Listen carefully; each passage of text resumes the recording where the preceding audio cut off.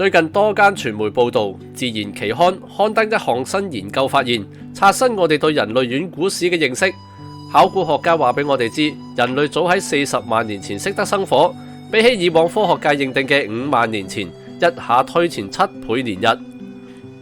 阿舒頓教授嘅團隊喺英格蘭東部班咸考古遺址發現一種名為黃鐵礦嘅礦物，喺遺址上可見嘅係一粒石仔，可以打出火舌，繼而燃點火焰。黃鐵礦唔算係稀有礦物，外表有啲似黃金，以前有人混淆，所以佢亦有假黃金之稱。上述生火方法就好似我哋理解打火石咁樣，現場仲見手斧、陶器等器皿被持續燃燒嘅痕跡。嗰啲痕跡係多次以集中嘅火力燃燒所致，有別於山火。咁樣顯示生火工具齊備，而且曾經以火燃燒器具，合理推論係人類活動。生火有法為人類生活帶嚟翻天覆地嘅改變，最易聯想嘅係進食，經加熱煮熟嘅肉類更加適合食用，令人類免於病菌同寄生蟲侵襲。煮熟之後嘅蛋白質更加容易被人體吸收，造就身體強壯，仲有極為重要嘅腦部發展。腦部一經開發，人類溝通協作、解決問題嘅能力隨之躍進，咁樣令物種繁衍起關鍵作用。火嘅用途仲包括取暖、驅散野獸，向其他族群點火冒煙示意。難怪古希臘人創作神話，將火描述成由神偷嚟嘅寶物。古希臘人明白火嘅兩面性，佢既能夠改善人類生活，又帶嚟慘禍，譬如火災同戰爭。神容許佢喺世上流傳，但係人為佢付上代價。往後無數發明都係咁嘅：鐵器、火藥、蒸汽機、化石燃料、互聯網、鎮靜劑、興奮劑。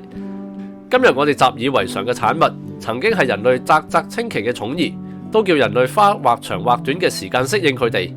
當今人類又處於面對新發明嘅關口，福禍並存。最顯著嘅係 AI 同生物科技。AI 方面，多間科技巨企已經掌握龐大數據同資料，喺整合資料、分析數據、構築自動系統、生成文字、圖像、影片、語音，速度同準確度逐日提升，發展一日千里，取代人類各類工種嘅現象鮮明可見。仲有能力生成 AI 嘅資訊贋品，迷惑人類。生物科技嘅發展就有我哋偉大國家主席習近平說明。佢喺9月3日喺北京閱兵儀式裏面，同俄羅斯總統普京、北韓元首金正恩並肩而行，期間同普京侃侃而談，聲言按目前科技，人類可以活到150歲。同已公開嘅生物醫學資料對照，可以推想習近平呢番說話基於中國當今發達嘅器官移植技術。但係嗰啲技術並唔係尋常百姓所能享有，唯有坐擁財富同權力嘅先至可以動用。原始路盡，人體資源可以係有錢人嘅消耗品。透過輸送具生命力嘅粒線體幹細胞、移植器官，延年益壽。一般人面對頑疾，就只有平白咁樣迎接生命嘅終點。21世紀嘅勞動市場，大可能用識唔識得用 AI 為分界。人類壽命嘅長短，都可能以財富多寡為準繩。班咸遺址仍然帶出未解之謎，引考古學家深究。40萬年前人類生火，嗰批人類唔係同而家人類最近似嘅智人，而係已經絕種嘅尼安德塔人。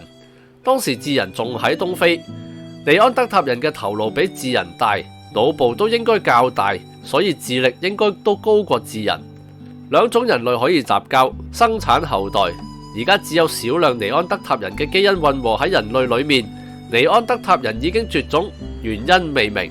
佢哋係咪將火種傳到後世，壽數就燃燒殆盡嘅普羅米修斯呢？應該唔係。宙斯為懲罰普羅米修斯，命令鷹啄佢嘅肝，日復一日。某啲版本仲有尾聲，話大力神海格力斯殺咗鷹，拯救普羅米修斯。我懷疑呢個係後人加添嘅版本。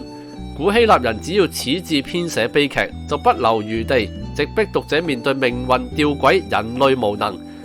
況且普羅米修斯為人類帶嚟生火文明，周而復始咁樣受刑，更加似人類發明新事物之後嘅樣態，就係一面享受佢嘅便利，一面承受佢伴隨嘅效應，永無休止。神話雖然係虛構，但係佢引起嘅哲學原思仍然有效。似乎人類作為一個集體，更加似普羅米修斯。嶄新發明係帶來生機嘅火苗，定係反噬人類嘅烈焰？我哋就睇下點樣啦。有意見或者中意呢條片，請 comment、like、subscribe、share。有餘力嘅朋友仲可以喺 Buy Me a Coffee 或者 Patreon 實質支持，等我哋走得更遠。下條片再見。